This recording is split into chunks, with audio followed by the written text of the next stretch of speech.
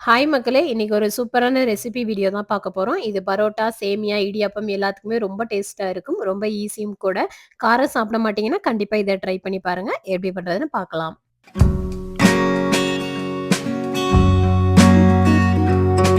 இதுக்கு நாங்க எடுத்திருக்க வெஜிடபிள் பார்த்தீங்கன்னா, காலிஃப்ளவர், கேரட்டு, பீன்ஸு, உருளைக்கிழங்கு, அதுக்கப்புறம் காலிஃப்ளவர்ல உள்ள இலையோட தண்டு.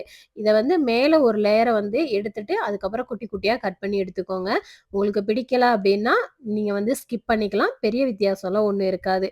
முதல்ல உருளைக்கிழங்க பாயில் பண்ணி தோல் நீக்கி எடுத்து வச்சுக்கலாம். அதுக்கப்புறம் கட் பண்ணி வச்சிருக்க வெஜிடபிள்ஸ் அதையுமே போட்டு பாயில் பண்ணி எடுத்து வச்சுக்கோங்க. ஒரு மிக்ஸி ஜார்ல தேங்காய், முந்திரி, சோம்பு, ஒரு பச்சை மிளகாய், கொஞ்சமா பால் ஊத்தி நல்லா ஃபைன் பேஸ்ட்டா வந்து அரைச்சு எடுத்து வச்சுக்கலாம். இப்போ தாளிக்கிறதுக்கு தேவையான தேங்காய் எண்ணெய் சேர்த்துக்கோங்க. வேற எதுவும் தேவையில்ல. தேங்காய் எண்ணெய் சேர்த்தீங்க அப்டின்னா, உங்களுக்கு டேஸ்ட் வந்து ரொம்ப நல்லாருக்கும்.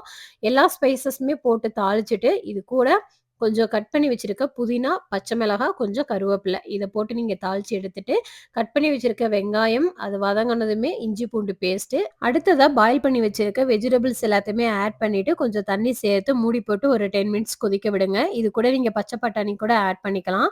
அதுக்கப்புறம் நீங்க அரைச்சு எடுத்து வச்சிருக்க பேஸ்ட்டு இதையும் ஆட் பண்ணி ஒரு 10 மினிட்ஸ் வந்துட்டு நீங்க லோ ஃப்ளேம்ல கொதிக்க விடுங்க. கொதி வந்ததுக்கப்புறம் ஃபைனலா கொஞ்சம் நெய் ஆட் பண்ணுங்க. ஆட் பண்ணிட்டு அடுப்ப ஆஃப் பண்ணிடுங்க. ரொம்ப சூப்பரா இருக்கும். இந்த ரெசிபிய வந்து கண்டிப்பா ட்ரை பண்ணி பாருங்க. காரம் சாப்பிடாதவங்களுக்கு இது வந்து ரொம்ப சூப்பரா இருக்கும். நெக்ஸ்ட் வீடியோல சந்திக்கலாம்.